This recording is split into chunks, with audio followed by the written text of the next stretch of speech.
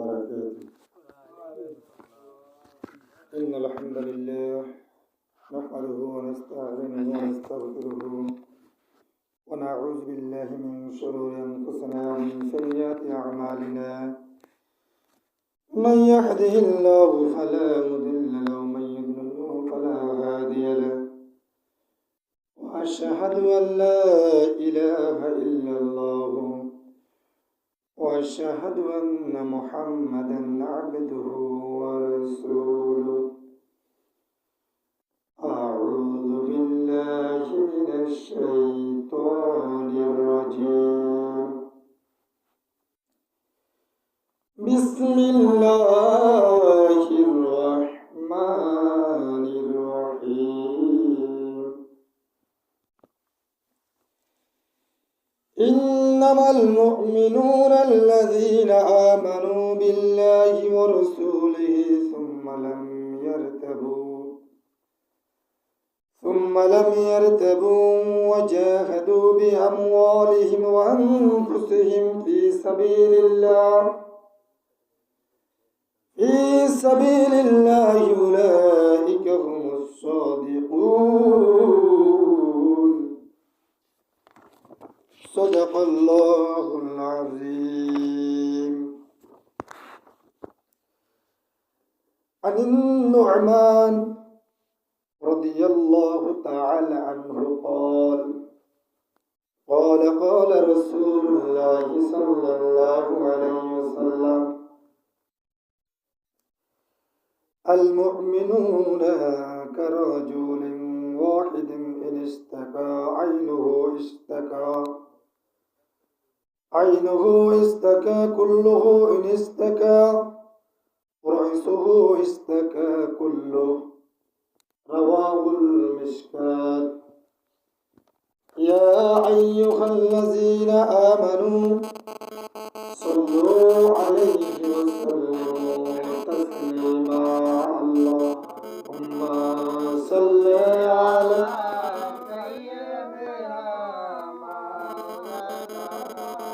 محمد وعلى سيدنا مولانا محمد. اللهم صل على مولانا محمد وعلى آل سيدنا مولانا محمد. যথাই থাকো যেভাবেই থাকো, নবীজির দুরূদ সাইরো না, নবীজির দুরূদ না সারিলে নবীজি তোমায় সারবেন না। আল্লাহুম্মা সাল্লি আলা সাইয়্যিদিনা মাওলানা মুহাম্মদ ওয়ালা আলি সাইয়্যিদিনা মাওলানা মুহাম্মদ। আসমান জমিন সবাই বলে আজকে মোদের খুশির দিন, দুনিয়াতে তশরিফ আনবেন রহমাতাল লিল আলামিন। আল্লাহুম্মা সাল্লি আলা সাইয়্যিদিনা মাওলানা মুহাম্মদ ওয়ালা আলি সাইয়্যিদিনা মাওলানা। বালাগাল উলা বিকামালিহি كشفت دجى بجماله حسنت جميع خصاله عليه وآله। আলহামদুলিল্লাহ, শুকরিয়া আদায় করি মহান রব্বুল আলামিনের, যে মহান রব্বুল আলামিন আমাদেরকে জামাতুল উলামা মাসের তৃতীয়তম জুমায় আজানের সাথে সাথে তার পবিত্র করে মসজিদ তার হুকুম মানার জন্য আসার তৌফিক দান করেছেন। সেজন্য আমরা সকলেই অন্তরের অন্তঃস্থ থেকে আমরা শুকরিয়া জ্ঞাপন করি, বলি আলহামদুলিল্লাহ। পাশাপাশি মানবতার মুক্তিদূত আশরাফুল আম্বিয়া সৈয়দুল মুরসালিন খাতামুন নবীন নবী মুহাম্মদ রাসূলুল্লাহ সাল্লাল্লাহু আলাইহি ওয়াসাল্লাম। আজকে আমাদের জুমার আলোচ্য বিষয় মুমিনের বৈশিষ্ট্য। আল্লাহ তাআলা কোরআনে বিভিন্ন জায়গায় মুমিনের বৈশিষ্ট্য সম্বন্ধে বলেছেন। আমরা আজকে দু একটি মুমিনের বৈশিষ্ট্য সম্বন্ধে জানবো ইনশাআল্লাহ। সেই সুবাদে আমরা কোরআনের সূরাতুল হুজুরাত সূরা হুজুরাতের আমরা 15 নম্বর আয়াত তেলাওয়াত করেছি। আল্লাহ তাআলা যে তৌফিক দান করেন আমরা এর উপরে কিছু কথা বলবো ইনশাআল্লাহ। সুবহানাকা লা ইলমা লানা ইল্লা মা 'আল্লামতানা ইন্নাকা আনতাল আলিমুল হাকীম। মুমিন বলা হয় তাদেরকে যারা মহান রব্বুল আলামিনের প্রতি ঈমান এনেছেন এবং রাসূল সাল্লাল্লাহু আলাইহি সাল্লাম নবী রাসূলদের প্রতি ঈমান এনেছেন, ফেরেশতাদের উপর ঈমান এনেছেন, কিতাবের উপর ঈমান এনেছেন, পরকালের উপর ঈমান এনেছেন এবং তাকদীর এর উপর ঈমান এনেছেন।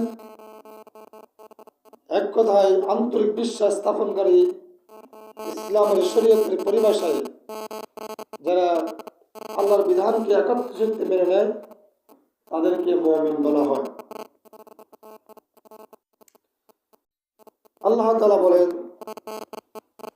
সূরা হুজুরাতের 15 নম্বর আয়াত বলেন, ইন্নামাল মুমিনুনা আল্লাযীনা আমানু বিল্লাহি ওয়া রাসূলিহি ثم لم يرتبوا وجاهدوا بأموالهم وأنفسهم في سبيل الله أولئك هم الصادقون। প্রকৃত মুমিন তারাই যারা আল্লাহ ও তার রাসূলের প্রতি ঈমান আনার পর আর কোনো সন্দেহ করে না, নিজেদের জান ও মাল দিয়ে আল্লাহর পথে জিহাদ করে, এরাই ঈমানের দাবিতে সত্যবাদী।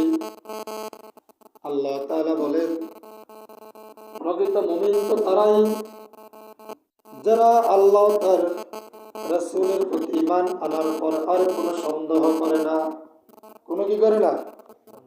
কোনো সন্দেহ করে না। এখন আমরা ঈমানদার দাবি করি কিন্তু আমরা সন্দেহ মনে করি যে আল্লাহ তার রাসূলের প্রতি ঈমান আনছে, ঠিক আছে, কিন্তু তারপর এখন আল্লাহর কথা শোনা যায়, নবীর কথা শুনতে হয়, মাঝে মাঝে কিছু ঘন্টা ঘন্টার কথা শুনতে হয়। মানাল্লাহ যে নকি আল্লাহ কয় আল্লাহর প্রতি ঈমান আনার পরে মুমিনদের আর কোনো চিন্তা নাই, কারণ মুমিনদের প্রকৃত গার্ডিয়ান স্বয়ং আল্লাহ তাআলা। আমরা যদি আল্লাহকে যদি গার্ডিয়ান করতে আল্লাহ বলছেন, তাদের মুমিনরা কোনো সন্দেহ করবেন, তাদের নিজেদের জান ও মাল দিয়ে তারা আল্লাহর রাস্তায় সংগ্রাম করবে, জিহাদ করবে। এটাই তাদের জন্য ঈমানের দাবিতে সত্যবাদী মুসলমান হয়। আল্লাহ তাআলা সূরা আনফালে বলেন 2 থেকে 4 নম্বর আয়াত, ইন্নামাল মুমিনুনা আল্লাযীনা ইযা যুকিরাল্লাহু ওয়াজিলাত কুলুবুহুম ওয়া ইযা তুলিয়াত আলাইহিম আয়াতুহু জাদাতুহুম ঈমানান ওয়া আলা রাব্বিহিম ইয়াতাওয়াক্কালুন الذين يقيمون الصلاة ومما رزقناهم ينفقون أولئك هم المؤمنون حقا لهم درجات عند ربهم مغفرة ورزق كريم। আল্লাহ তাআলা বলেন প্রকৃত মুমিনদের বৈশিষ্ট্য হলো যখন আল্লাহর স্মরণে, যখন আল্লাহর কথা বলা হয়, আল্লাহর স্মরণে তাদের দিল কেঁপে ওঠে, তাদের সামনে যখন আল্লাহর বাণী উচ্চারণ করা হয় তখন তাদের ঈমান বৃদ্ধি পায়, তারা আল্লাহর উপর আস্থাশীল ও নির্ভরশীল হয়ে থাকে এবং তারা নামাজ কায়েম করে, আল্লাহর প্রদত্ত রিজিক থেকে তারা আল্লাহর রাস্তায় ব্যয় করে। বস্তুত এরাই হলো সত্যিকারের মুমিন। তাদের জন্য আল্লাহর নিকট খুবই উচ্চ মর্যাদা রয়েছে, আর রয়েছে অপরাধের ক্ষমা ও উত্তম রিজিক।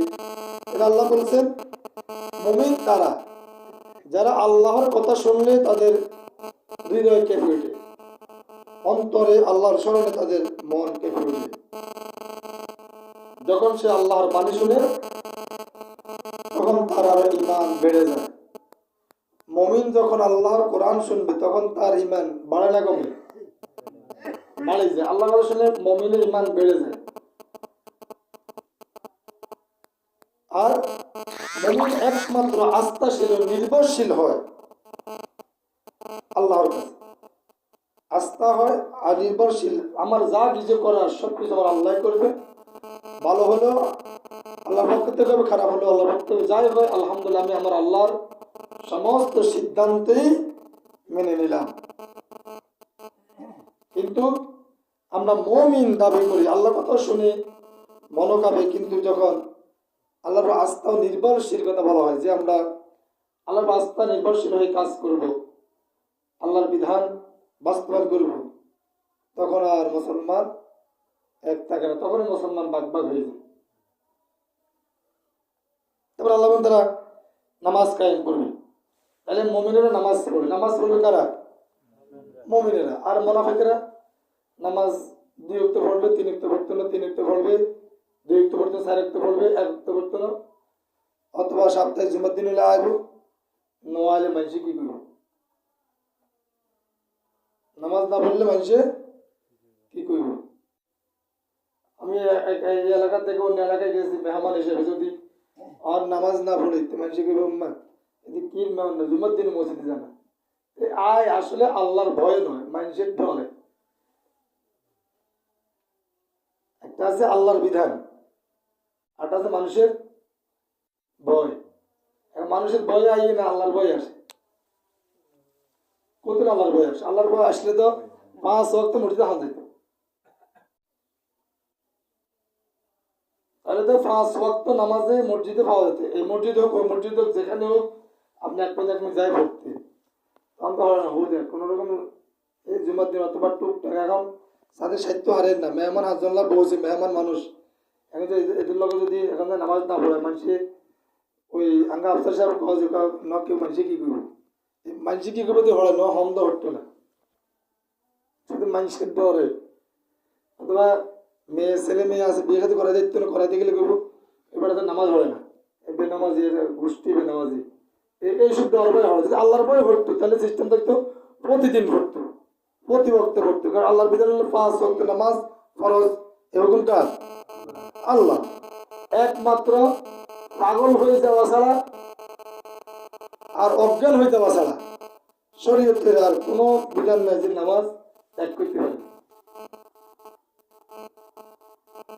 18-20 বছর ওলাইন্ডের দিকে নামাজের টিয়ার কাপড় পালানো, কাপড় এই যে 18-20 বছরের বয়সে যদি ফ্যানে মুতে, তাহলে ওনার মুখ বন্ধ হবে কোন সময়? ফ্যানে মুতে দিতে ফ্যান নষ্ট হইতে। 18-20 বছর বয়সে যদি ফলা যায় ফ্যানে মুতে, তাহলে এই মুখটা বন্ধ হবে কোন সময়? দেশে সব মুক্তি হল না, এদের কোনো কাপড় পালা খায় না। মুমিন কখনো অপবিত্র হয় না, আর মুশরিক কখনো পবিত্র হয় না। সে মুমিন হিসেবে সে তো হোয়াটসঅ্যাপ করবে, তার ভগলের টিস্যু থাকার কথা, যেখানে করে সে টিস্যু ব্যবহার করবে। সে মুমিন সর্বাবস্থায় প্রস্তুত নেবে, কে কখন মারা যায় কোনো গ্যারান্টি নাই। এই যে গত সপ্তাহে রবিবার সোমবারে ওয়াজ করতেছে বক্তা বগুড়ায়, রংপুরে,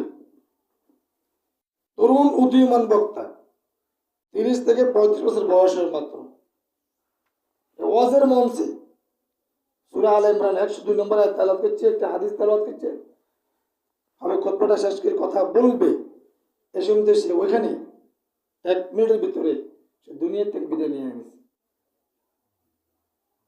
তাহলে সে একজন আলোচক, ওয়াজ করতেছে, এই অবস্থায় তার মৃত্যুবরণ হয়ে গেল, তাহলে তার এই যে হায়াতের জীবনের গ্যারান্টি কারো আসেনি। তাহলে ওই ছেলে যে নামাজ পড়ে না, বসে থাকে, কিছুক্ষণ পরে আজরাইল যে তাকে ধরবে না, এর গ্যারান্টিটা কি?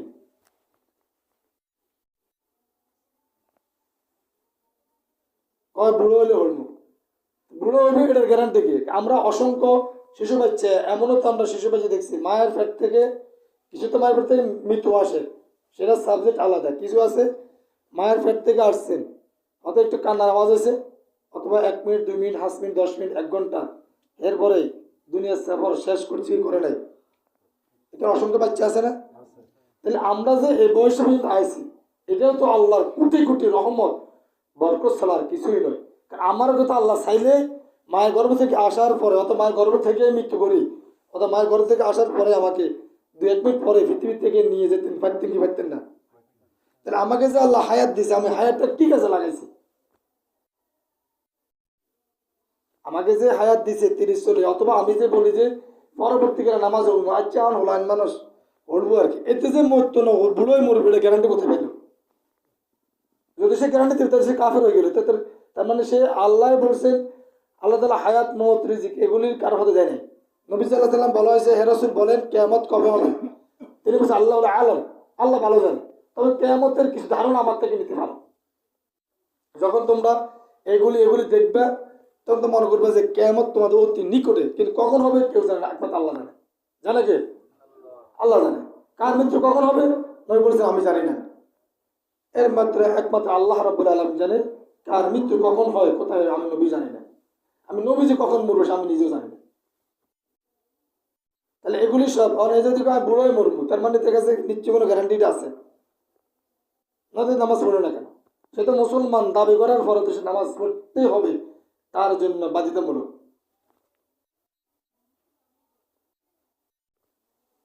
আল্লাহ বলছেন মুমিনদের কাছে তারা নামাজ কায়েম করবে।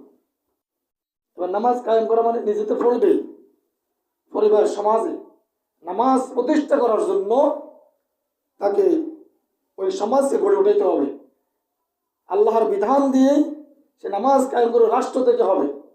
যখন সংসদে বলা হবে যে আগামীকালকে আমি স্বরাষ্ট্র মন্ত্রণালয়কে দৃষ্টি আকর্ষণ করতেছি যে প্রত্যেক ঘাটে, বাজারে, ঘাটে, মাঠে, ময়দানে, রেল, ফ্যাক্টরি, কারখানাতে সমস্ত সময় আজানের সময় সমস্ত পুলিশ বাহিনী আপনারা নেমে যাবেন।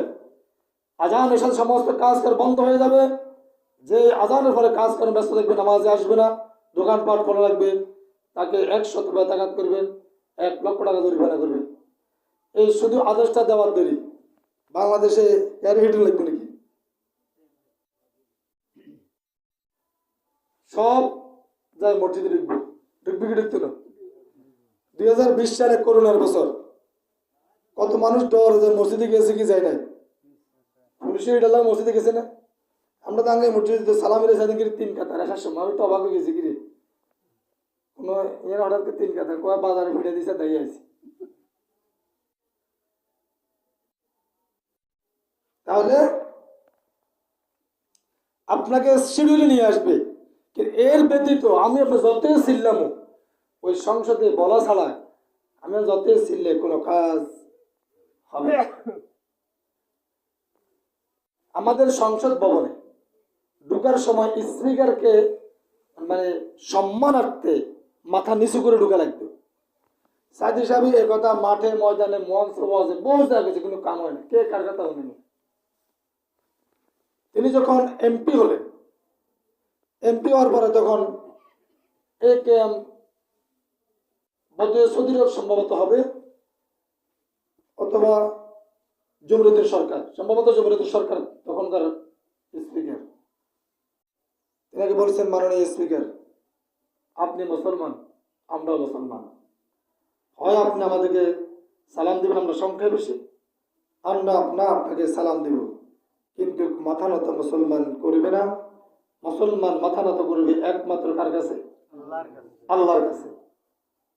এই যে আপনাকে সম্মানের জন্য মাথা নিচু করে ঢুকা লাগে, এই রেওয়াজটা এই সংসদ থেকে উঠে দেওয়া হোক। কারণ এই সংসদে আসে 300 জন প্রতিনিধি, যারা আসে না এই 18 কোটি মানুষের প্রতিনিধি নেতা হয়ে আসে।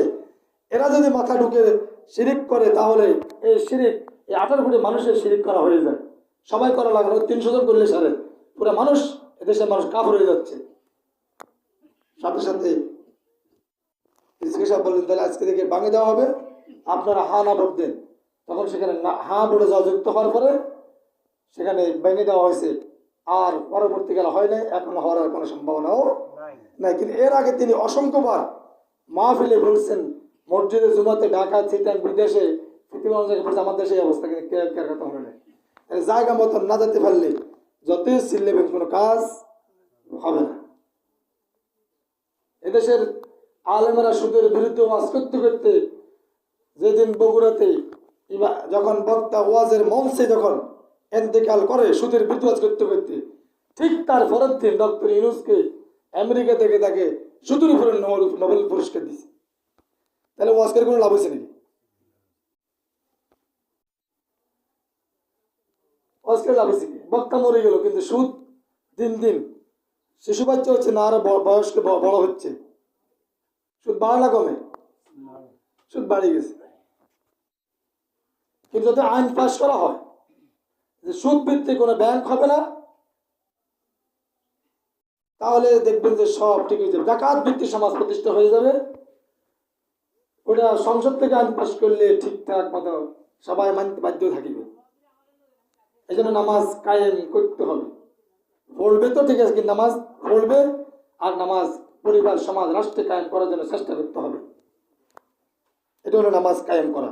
2, আল্লাহর পদার্থ থেকে রিজিক ব্যয় করবে। যারা মুমিন তারা রিজিক কি করবে? ব্যয় করবে। আল্লাহ তাআলা যে টাকা দিয়েছে, আমরা এখানে জন্মের পরে কেউ একটা টাকারও মালিক ছিলাম না, কাপড় চোপড়ও ছিল না, আসলে নাকি? আসার পরে যে যেভাবে হোক আল্লাহ তাআলা তাদেরকে রিজিক বাড়াই দিয়েছে। এক সময়কার এক ডিসিম জমিনও ছিল না, এখনকার 5 ঘন্টা 10 ঘন্টা 1 ঘন্টা। পৃথিবীতে জমি কে বাড়ছে নাকি? পৃথিবীতে আছে।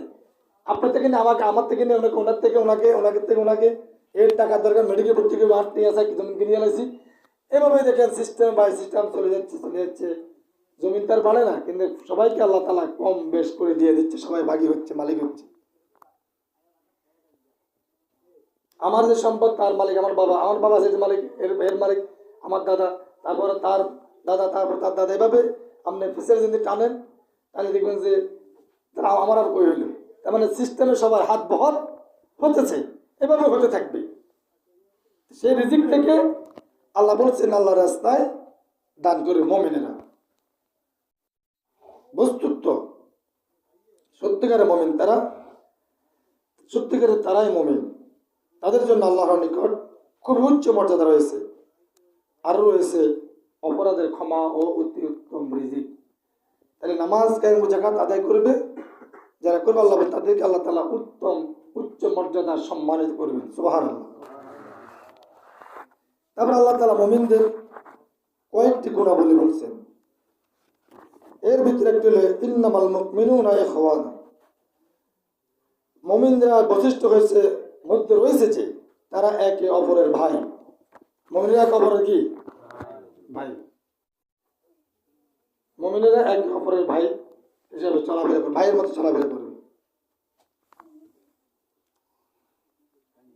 তারপরে আল্লাহ তাআলা বলেন, মুমিন থেকে আল্লাহ তাআলা ভরসা দিয়ে বলতেছেন সূরা আলে ইমরানের 139 নম্বর আয়াতে, ওয়ালা তাহিনু ওয়ালা তাহজানু আনতুমুল আ'লাউনা ইন কুনতুম মুমিনিন। মুমিনেরা তোমরা ভীত হয়ো না, চিন্তিত হয়ো না, তোমরা বিজয় হবে যদি তোমরা সত্যিকারের মুমিন হও। আল্লাহ কয় মুমিন তোমরা কোনো ভয় করিও না, চিন্তাও করিও না, তোমাদের বিজয় হবেই হবে। কোনো বাতিল শক্তি, মুনাফিকরা, কাফেরের ষড়যন্ত্র তোমাদের বিজয়কে ঠেকাইতে পারবে না। সত্যিকারের মুমিন হও। সত্যিকারে কি হও? মুমিন হও যদি, তোমরা যদি সত্যিকারের মুমিন হও তোমাদেরকে বিজয় দান করবেন যিনি, তিনি কে? আল্লাহ। কিন্তু আমরা মুমিন হয়েছি কিন্তু সত্যিকার মুমিন হতে পারিনি। কারণ আমরা, আল্লাহ বলছেন মনে কোনো ভীত হয় না, কোনো ভয় পাবে না কাউকে। এখন ভয় পাই কি পাই না? এঙ্গ যদি আমি মিছিলে যাই তাহলে আল্লাহ দিন প্রতিষ্ঠা গরু গেলে জোড়াইতেছিল অত যেমন যাহ করল অতবার আসলে যাব আর মরগুলো যাব, এই করবে এই করবে, এই ডর আছে না। মুমিনেরা পৃথিবীর কাউকে ভয় করবে না। যদি আমার সম্পদ নিয়ে যাক জীবনে নিয়ে যাক, তারপরে আমি আল্লাহর পথে থাকবো। এই হলো মুমিনের সিদ্ধান্ত। এখন ভয় করতে আসে আর গরু তার আসমান থেকে নাজিল হয়নি, ডাইরেক্ট আসমান থেকে নাজিল করেছে, নাজিল হয়েছে নাকি? এই পরিবার সমাজ রাষ্ট্র থেকে নাজিল হয়েছে, গড়ে উঠছে এখান থেকে। আস্তে আস্তে এই পৃথিবীর জমিন হঠাৎ করে খারাপ হয়নি, তদ্রুপ হঠাৎ করে ভালো করার কোনো সম্ভাবনাও নেই। নবী সাল্লাল্লাহু আলাইহি ওয়াসাল্লাম যখন মক্কা থেকে যখন মদিনায় হিজরত করলেন, তখন সেখানে মুসলমান মাত্র অল্প কয়জন, নাকি বেশি? অল্প কয়জন। সেখানে নবীজি 5টা গোত্র নিয়ে একটা সন্ধি করে। সেই গোত্রগুলি ছিল ইহুদি গোত্র, খ্রিস্টানদের গোত্র, এইসব 4-5টা গোত্র নবী সাল্লাল্লাহু আলাইহি সাল্লাম বলেন আমরা এই কাজে, মানে আমরা কোনো খারাপ কাজ করব না, একে অপরে আমরা দলে দলে মারামারি হানাহানি করব না, এই ধরনের কয়েকটি অঙ্কের নিয়ে সব ধর্মের লোক ওখানে নবী সাল্লাল্লাহু আলাইহি সাল্লামকে প্রধান করে তারা সন্ধি করে যে আমরা এই কাজগুলিতে আমরা সবাই ঐক্যবদ্ধ। সবাই কি এই যুগ হইলে তো মুনাফিকরা কইতো, ওরে নবী সাহেব খ্রিস্টানের লগে সন্ধি করছে দেখছি নি, এমিয়া নবী মানুষ এমিয়া থাকবে মসজিদে বহু তসবি না ঠিক এমিয়া সন্ধি করিল কা। ওরে মুনাফিকরা করে দেখছি নি, তারা মুসলমান ইসলামী দলরে তারা নন্দী বাবুরে কৃষ্ণরে গিলে ফাটতে দিছে, তাই বেড়া বেকুব এখানে 65% ভোট তোরে গণাবি, এখানে এখানে হিন্দুদের 65% ভোট, ওদের তো খেলা গাছ খালো এখান হয়ে যাবে, ওদের ভোটে ওরা হয়ে যাবে। বাজানোস কি আর বুঝুস কি ইসলামে কালসা সম্বন্ধে গিয়ে ছটলে পুরো শনি বার করে 1400 বার করে সরে ভাতে বার করে শুদ্ধ করি। এতে ধরে টেকনিক্যাল যারা 100 বছর পরে কি হবে তা নিয়ে গবেষণা করে, চিন্তাধারা করে। ওদের চিন্তাধারা গবেষণা করতে হলে যোগ্যতা ওখানে পৌঁছতে হবে, ওরা লেখাপড়া করতে ইসলাম ইতিহাস জানতে হবে। ভারতের আওরঙ্গজেব যিনাকে জিন্দা বলে বলা হতো, কি বলা হতো? জিন্দা বলে। আওরঙ্গজেব ভারত শাসন করছে, তাদের বংশধররা প্রায় 800 বছর। সেখানে অসংখ্য তাদের এই জিন্দা বলে আওরঙ্গজেবের সংসদ ভবনে অসংখ্য মন্ত্রী পর্যন্ত ছিল হিন্দুরা।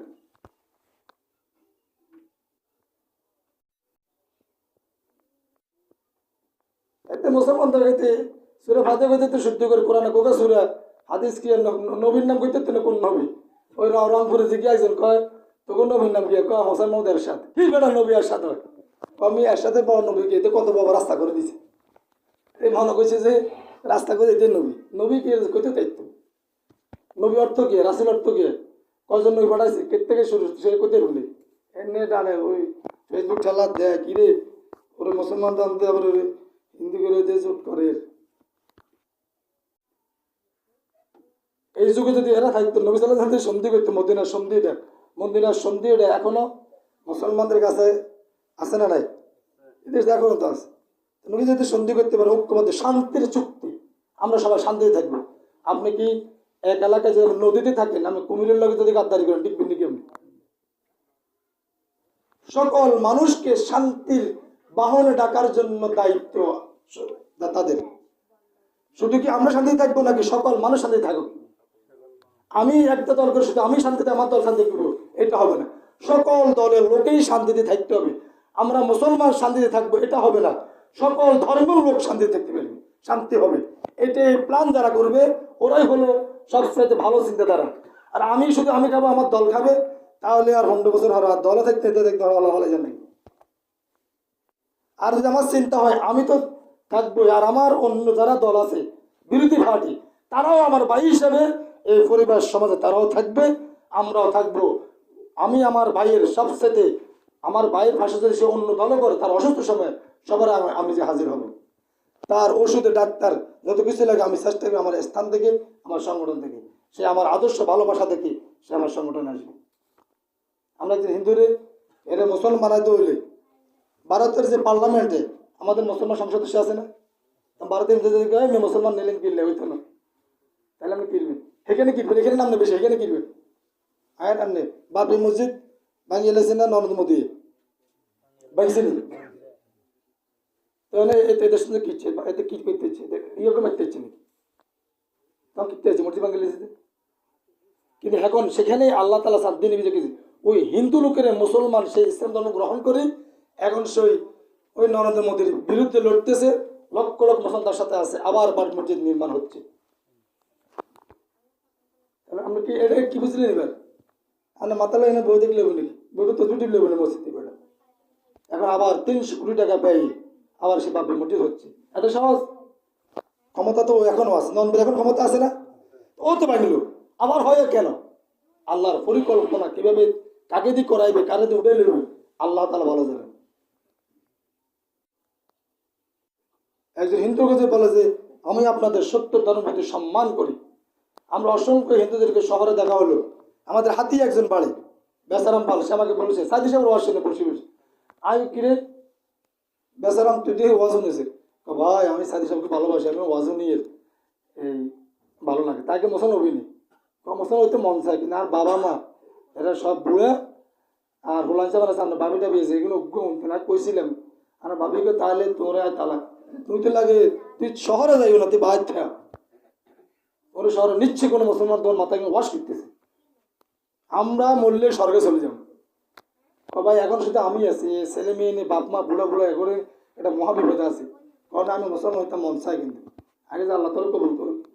তো সে রমজান মাসে সিগারেট খায় এক কার ওই বিল্ডিং এর কোন আছে কিরে বেচারাম পাল এখান থেকে কিনলে গেছে, ও ভাই আয় তো রোজার দিন তো পবিত্র মাস, আয় এটি খাই আইসি, আয় তো হিন্দু মানুষ ওদিকে যে খাই তুই খাইলে দেখো না।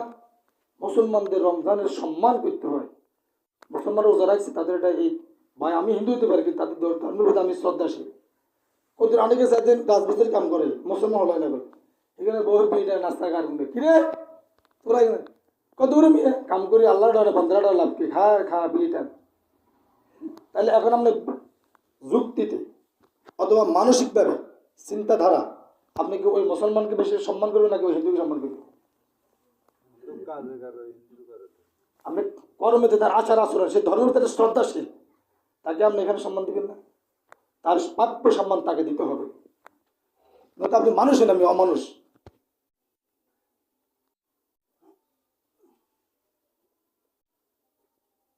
এই জন্য প্রত্যেক ধর্মের লোকের প্রতি শ্রদ্ধা ভালোবাসা থাকতে হবে, মোমেনদের প্রচেষ্ট।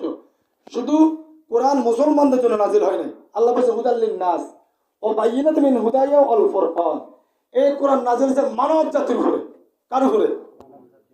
যদি মুসলমানের উপর নাজিল হতো ওই তো হুদাল্লিল মুসলিমিন, মুসলমানদের নাজিল হইতো, তাহলে তার ওমরের মতো শাসক পৃথিবীতে পাওয়া যায়। তিনি ওমরে তখন ইসলাম গ্রহণ করা তিনি কাফের ন, নবী সাল্লাল্লাহু আলাইহি সাল্লামকে সরাসরি নবীর মাথা মোবারক যখন ঘোষণা হলো আবু জেহেলের সংসদ ভবন থেকে যে নবী মোহাম্মদের মাথাকে জমা দিতে পারে তাকে উপহার দেওয়া হবে 100 উট, তখন এই ওমর বলতেছে তখন সে টপ লেভেলের সন্ত্রাস, সে বলছে আমি পারবো, মোহাম্মদ আল্লাহ কোনো ব্যাপার নেই আমার লাই। এর আগের রাত আল্লাহ তাআলা দোয়া রাসূল সাল্লাল্লাহু আলাইহি ওয়াসাল্লাম দোয়া আল্লাহ কাছে যে আল্লাহ এই আবু জেহেল আর যে ওমর এই দুইজনের রাজনীতি পলিটেকনিক্যাল এদের চিন্তাধারা আমার তো খুব পছন্দ হয়, যদি এদেরকে দুজনকে আমার করে দিতেন আমার জন্য সহজ, অথবা আল্লাহ একজনকে আমার জন্য কবুল করে দেন, তাহলে আমি দাওয়াতে কাজ করতে আমার জন্য সহজ হয়ে যাবে। সুবহানাল্লাহ বলে ভাষা দিয়ে হিটা দূর হতো ঠিক মরি আয় ভাই ফিটা শুরু করছে সুবহানাল্লাহ এই হতো এরকম তো আমলে কি অনেকটা লাগে কিনলে 10 জানো কেন না বলতে ইমানদার সুবহানাল্লাহ আমাদের টিন উড়ে গেলে হঠাৎ না বিল্ডিং করতে পারি, টিন উড়াইতে না বিল্ডিং করতে পারি না। সে রওনা দিছে নিয়ে আসবে খোলা তরবারি, ওপেনলি তরবারি,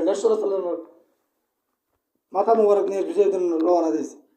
মধ্যে মধ্যে অনেকে দিয়ে তার বোন ইসলাম গ্রহণ করছে, এভাবে জিজ্ঞাসা করা হলো। যাই হোক, সেখন গেছে রাসূল সাল্লাল্লাহু আলাইহি সাল্লাম আসাতে সাহাবায়ে কেরাম বলতে, রাসূলুল্লাহ মোটা আসছে, আপনাকে মনে মেরে ফেললাম না যে, বলছে না থামো, আমি গতকাল হয়তো দোয়া করছি, দেখো মনে তো আশার প্রতি ভালো দেখা যাচ্ছে। সন্তানের সলামর একরকম, কথাবার্তা একরকম, ভদ্র মানুষ কথাবার্তা একরকম, মানে আসলে কথা বললে বুঝি না, কোনো লোক যে কথা বলবে তোমরা হলো বই, ইও দেখা যাক না। ওমর দরবারে কি রাসূল সাল্লাল্লাহু আলাইহি সাল্লাম যখন রাসূল কদম মুবারক রাখি বলছেন, হে রাসূল আপনি আমাকে কালিমা পড়া দিয়ে আমাকে বলেন লা ইলাহা ইল্লাল্লাহ মুহাম্মাদুর রাসূলুল্লাহ। কালিমা পড়ে আলাইছে, পড়বার পরে এখন তো মুসলমানদের মানসিকভাবে তারা শক্তি বাড়ছে না কমেছে? এর আগে নবীজি 3 বছর মতান্তর 3.5 দাওয়াত দিয়েছে, গোপনে গোপনে দাওয়াত দিয়েছে, ওপেনলি দাওয়াত দিতে পারে না।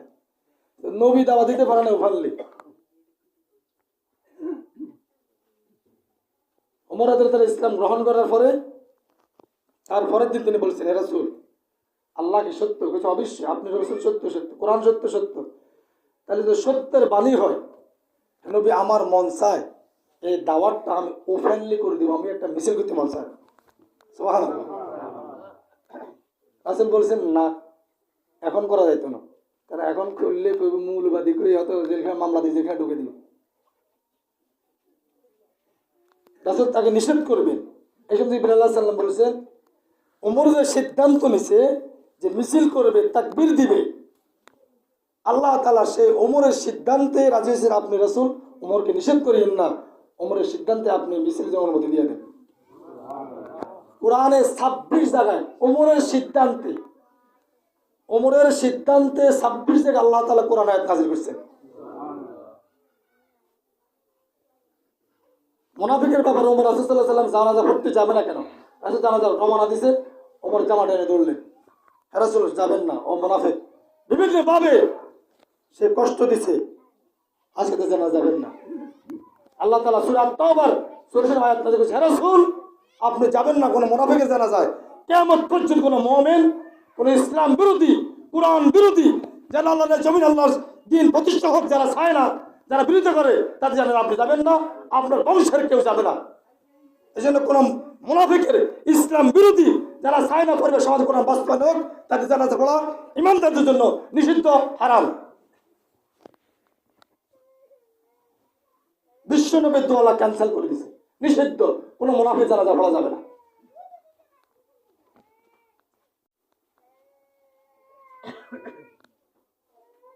সেই ওমরের সিদ্ধান্ত আল্লাহ নাযিল করেছে কোরআন 26 জায়গায় আল্লাহ কোরআন নাযিল করে দিলেন ওমরের সিদ্ধান্ত, চূড়ান্ত সিদ্ধান্ত।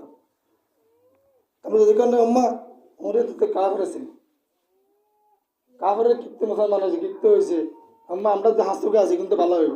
এটা করলে ইসলামের রাসূল সাল্লাল্লাহু আলাইহি ওয়াসাল্লাম মাত্র 3.5 থেকে 4-5 কিলোমিটার প্রেসিডেন্ট, ওমরের আমলে 3.5 লক্ষ কিলোমিটার প্রেসিডেন্ট মুসলমান রাদিয়াল্লাহু আনহু। রোম সম্রাট পারস্য ওমর আমলে শাসিত হয়, ওমর আমলে বিজয় অর্জন করে। নবীজির ইন্তেকালের পরে আবু বকর 10 বছর, তারপরে যে ওমর শাসন আমলে এগুলি পৃথিবী অর্ধেক শাসন হয়ে যায়। এখনো পৃথিবীর কাফেররা বলে এখনো পৃথিবীতে ওমরের মতো শাসক এখনো পৃথিবীতে প্রয়োজন আছে, এখনই প্রয়োজন, এই সময় থেকে প্রয়োজন। এখনো ওমরের মতো শাসক চালায় পৃথিবীর শান্তি কখনো হবে না। তিনি রাজের পলিটেকনিক্যালি এমন বৃহত্তর বীর আল্লাহ তাআলা তার কবুল করছে এবং জান্নাতের মেহমান হিসেবে 2য় স্থান উম্মতের ভিতরে, নবীদের পরে, সমস্ত নবীদের পরে, সমস্ত উম্মতের ভিতরে সর্বোত্তম আবু বকর রাদিয়াল্লাহু তাআলা 1 নম্বর প্যাসেঞ্জার, 2 নম্বর প্যাসেঞ্জার হযরত ওমর রাদিয়াল্লাহু তাআলা। এত সহজ করে দিচ্ছে। আর আমরা মুসলমান নামে না আইডেন্টি কার্ড আছে নিয়ে হাজত মধ্যে একটা মসজিদ আওয়াজ, আর যদি কোনো ইহুদি যদি কাফের ইসলাম গ্রহণ করার পরে তার ইমান চেতনা কাজ কোনো দেখবেন কিভাবে বিশালতা হয়ে যায়। আমরা তো মুসলমানদের কাম দিয়ে নিয়ে ওই রানামাস্তান ইসলাম গ্রহণ করছি, তার মতো মুসলমান হাজার হাজার মানুষ মুসলমান হয়ে যায়, ইসলাম গ্রহণ করে তার মানুষ ইমান বাড়ে যায়। আর মতো মুসলমানদের কি দেশে কিচ্ছু আর ক্ষতি হয়েছে, কি আমি কি করছি দেশের জন্য। বলছিল আমি এমন এক কাফের ছিলাম, হিন্দু ছিলাম, মাগুরে কলেজের বিবি ছিলাম, আমি তখন আমলি করতাম। মানুষ ওই যে ওমরের কথা শুনলে বাচ্চা ঘুমলো হয়তো, আর এই যে আমার মাগুরে দেখো আমার নাম করলে যদি করতেছে আইয়ে তুমি ঘুমাও বাচ্চা খাও, নতুবা রানা মাস্তানা সে কথা বাচ্চা খাওয়া শুরু করতে ডরে। আমি এত বড় টপ লেভেলের সন্ত্রাস। এক মাহফিলে আমলি বাধা দিয়ে তোর মতো আমলি করতে পারে না, তোর হাসিনার কইস বলে তোর রানা মাস্তান কাফের ঘোষণা দিস, তুই কাফের রানা মাস্তান বলিস, আমার কথা বলবি যে তোর মতো ফেদা না দানা বেড়া পকেটে রাখি বেড়া, আমি টপ লেভেল সন্ত্রাস। কিন্তু ইসলাম গ্রহণ করার পরে আমার দুঃখ হয়, মুসলমান ইমি করে ইসলাম বিরোধী, ইমি করে ইসলাম বিরোধী। আর আমি হিন্দু থেকে মুসলমান হওয়ার পরে আল্লাহর কোরআন নিয়ে আন্দোলন করি, আর মুসলমান তোর কপাল উঠছে তুই বেটা কোরআন দল করতে রাস্তা, তোর মতো মুসলমান লাভ দিয়ে বেড়া না। মুসলিম সিরাজের মতো মুসলমান থেকে আমার ইসলামের খ্যাতমত, আমার নামে মুসলমান কোন মুসলমান, আব্বা মুসলমান, আমি সেই সূত্রে মুসলমান, আর কিচ্ছুতে আমার পাওয়া যায় না। ইসলামের কোন নীতি নৈতিকতা ভিতরে আমার কিছু নেই, মুসলমান আছে এই আছে।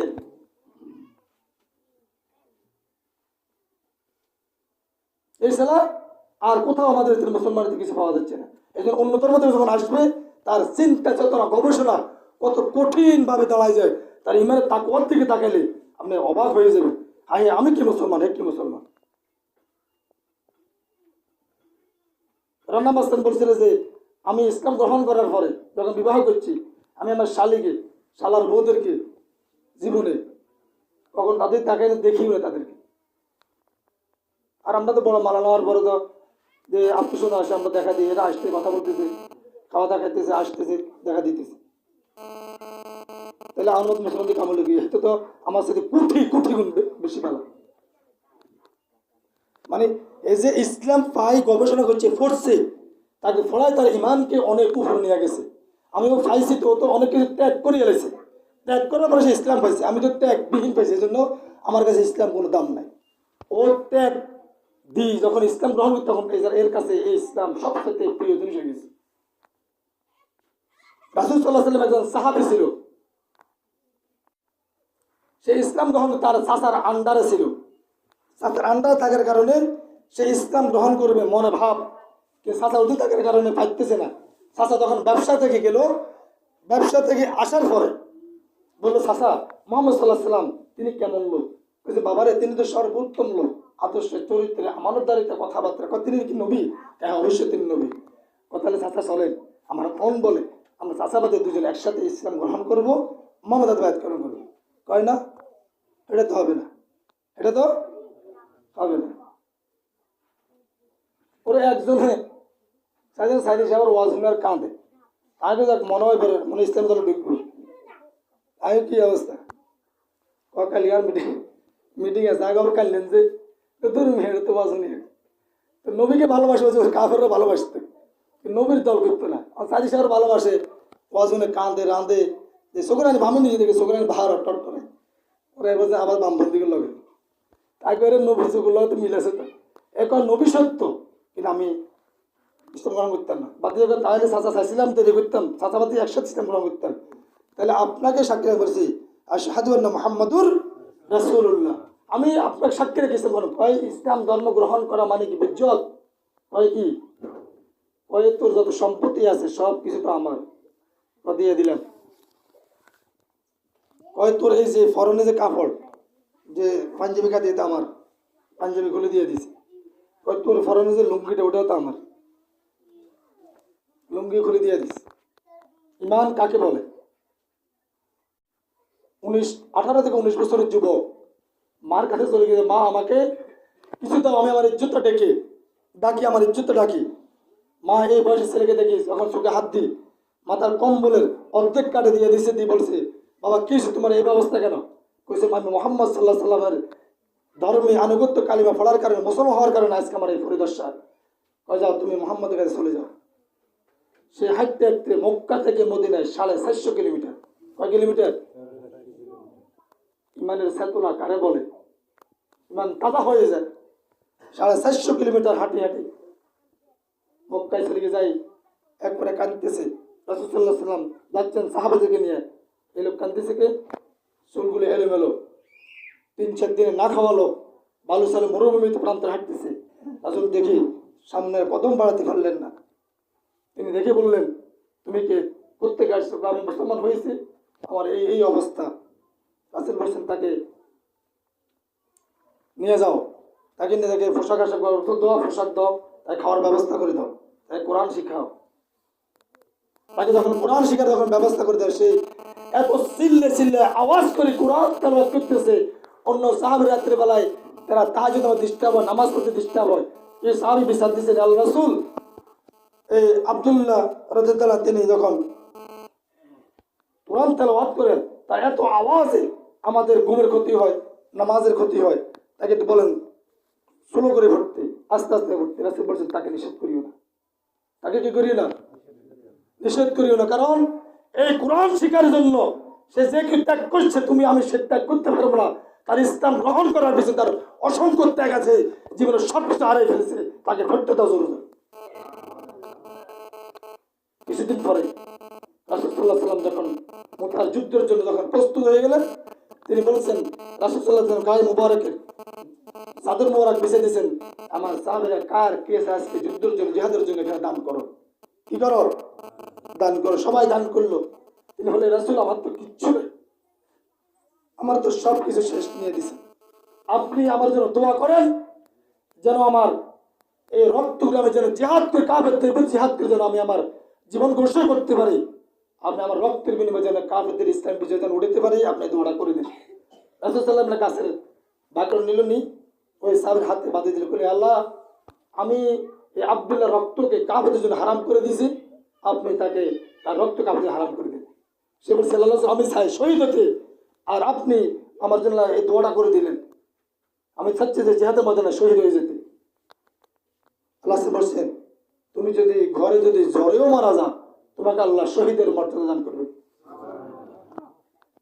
তারপর সে 3 দিন পরে ওই সাহাবীর জ্বর আসতে খবর এসলো যে আসরে পরবার খবর এসেছে অমুক সাহাবীর তোমার জ্বর, ওই তাকে সেবা যত্ন করো। মাগরিব পর খবর এসেছে যে তিনি তো ইন্তেকাল করছেন। রাসূল সাল্লাল্লাহু আলাইহি ওয়াসাল্লাম বললেন তার জন্য কবর কত, কবর খুলল, 4 জন সাহাবী সেখানে গেল। রাসূল সাল্লাল্লাহু আলাইহি ওয়াসাল্লাম নিজে সশরীরে কবরে নামলেন, দাফন করলেন। হারিকেল অথবা হেজাকলেট যাই বলেন আলো ধরে রেখেছে। রাসূল বললেন হে আল্লাহ, দাফন করা বলে আল্লাহ এখন পর্যন্ত এই মাগরিব পর্যন্ত তার মৃত্যু দাফনের আগ পর্যন্ত আমি রাসূল তার উপরে রাজি বসে গেছিলাম, আল্লাহ তার উপর রাজি খুশি হয়ে যায়। ওমর রাদিয়াল্লাহু আনহু বলতেছেন বাতি ধরে রয়েছে সাহাবী ওমর রাদিয়াল্লাহু আনহু বলছেন যদি আব্দুল্লাহ না হয়ে যেত, লাস্টে আমি ওমর হয়ে যেত, আমার ভাগ্যের কত ভালো হয়ে যেত, আমার নসিব কত ভালো হয়ে যেত। যার জন্য সশরীরে নবী বেঁচে থাকা আমি বেঁচে থাকবো না জানি না, অত কিন্তু এখন সহজ আমি তো মৃত্যুবরণ করতে লাস্টে আমার হয়ে যেত, আমার জীবন ধন্য হয়ে যেত। সাহাবীদের ত্যাগের বিনিময় তাদের ইমানের জন্য চেতনা হয়েছে, যেন তারা পৃথিবীর ইসলাম গ্রহণ করার পরে তারা পৃথিবীর কোনো বাতিল শক্তিকে ভয় করে নাই, কোনো চাঁদাবাজ কোনো সন্ত্রাসের কাছে তারা মাথা নত করে নাই। আজকে মুসলমান দাবি করার পরেও আমরা ব্ল্যাকমেল হয়ে গেছি। এটা মূলত সব সমস্যা হলো আমাদের ইমানের দুর্বলতা। যেখানে মুসলমান তাদের তাকবীর আল্লাহ তাআলার তাকবীর যখন এগিয়ে চলবে, বাতিল তখন দূরে সরে যেতে বাধ্য হবে। যেখানে আলো হবে আসবে, অন্ধকার সেখান থেকে দূরে সরে যাবে। এই জন্য মূলত শক্তি আমাদের ইমান শক্তির প্রয়োজন, বাকি আর কিছুই না। আল্লাহ তাআলা সেই মুমিনদের প্রতিষ্ঠা করছেন, সেই প্রতিষ্ঠা সম্বন্ধে আমাদের সেই ইমানের তেজিলান হয়ে সাহাবীদের মতো ইমান আমরা বলিয়ান হয়ে আগাম আমাদের জীবনকে পরিচালনা করার তৌফিক দান করুন। সুবহানাল্লাহি ওয়া বিহামদিহি আশহাদু আল্লা ইলাহা ইল্লা আনতা আস্তাগফিরুকা ওয়া আতুবু ইলাইক।